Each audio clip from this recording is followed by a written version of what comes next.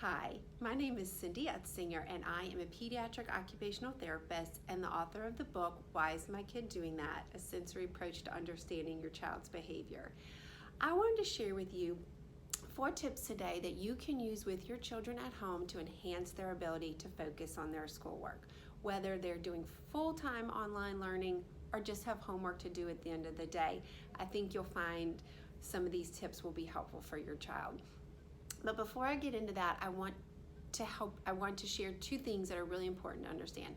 Number 1, children need to move to learn. I think we waste a lot of our breath telling them to sit still and focus because that's how we tend to work best. But when our children are moving, they're actually more focused. We might think they look terribly distracted or they're not focused, but oftentimes they are. Number 2, what works best for us is not necessarily going to be what works best for them. So let's help them discover how they work best. What kind of environment can we set up for you that's going to help you? And understanding that, again, it's going to look very different from works best for us, but that's okay. We're actually giving them great skills to carry into adulthood with them as they learn what works for them. So tip number 1, consider alternate seating. So a typical desk and chair don't work best for most kids. So give them opportunities to move while they're seated. So I like to use just a desk chair or a chair that spins. So if you have one of those, that's great. Again, I get to, it helps me focus more when I get to just get this small movement in. An exercise ball. Let them bounce, be upside down, whatever they need to do. You might not think that they're focused because they're bouncing and moving so much, but actually they are. I also love these chair bands.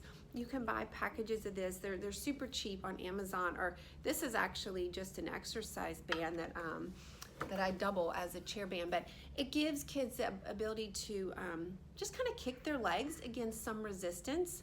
Great for focusing.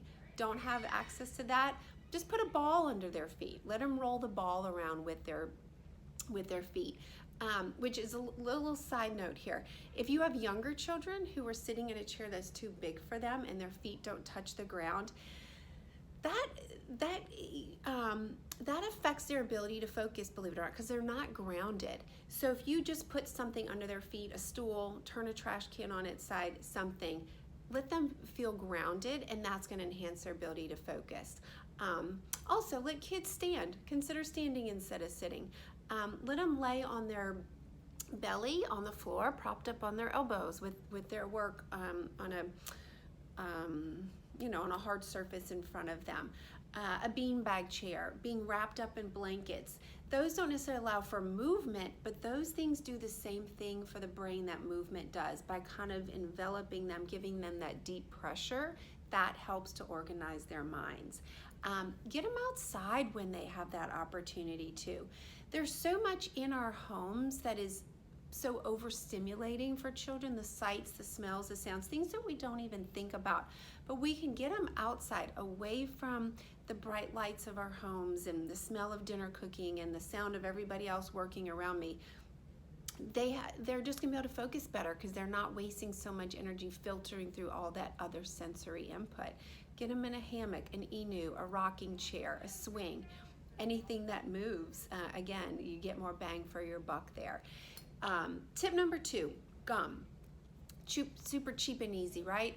So chewing does the same thing that exercise does, because when we chew, we use the heavy work muscles of our jaw, and that neurologically organizes us and enhances our ability to focus. So let them chew gum. If they're not a gum chewer, think about chewy and crunchy foods, apple sticks or apple slices, carrot sticks, pretzels, dried fruit, chewy granola bars, drinking through a straw. Again, all of those things are going to organize the brain simply by using their jaw muscles. Tip number 3, music. Music does the same thing for the brain that Adderall does. So let your child create a playlist of music that works for them. So if your child is down here and kind of groggy and lethargic, they need music to pump them up. If your kid is way pumped up, they need to find music that brings them down. Again, what works for you probably isn't going to be what works for them. Let them find the music that works for them. And when they're not on a Zoom call, pop their headphones in if they've got siblings working around them, and get to work. The fourth tip is a timer. And I like to use the example of if someone said, hey Cindy, I need you to just start doing burpees, but I don't know if I need to do burpees for an hour, if I need to do 5 burpees. I'm gonna do them really half-hearted because I don't know how much energy I'm about to expend doing this, right? So I can't, if an hour's worth of burpees, that's too much. I know I'm gonna be really, dying by the end. So I'm not gonna give you my full effort. But if you say, Cindy, give me 5 burpees, I'm like, got this, I've done that before. I'm gonna work really hard at those 5 burpees. So if I set a timer for my child and I pick a time that works for them, again, we want to build success and confidence. So if your child can't focus for 20 minutes, set it for 5. Build up by small increments as they find success at each level. But let them set that timer, work hard for this amount of time. When the timer goes off, you get a 2-minute movement break, a 1-minute movement break. However, set the timer. When the timer goes off, movement break is over, time to come back to your work, and you start the cycle all over again. But what you'll see is they're like, oh, okay, I've done this. I can work for this many minutes. So they'll work hard and they'll really give you your best effort. Some kids do better when they get to see the timer. Some kids do best when they don't get to see the timer. So again, find what works best for your child. So anyway, I hope that helps. If I have a website, www.cindyutzinger.com.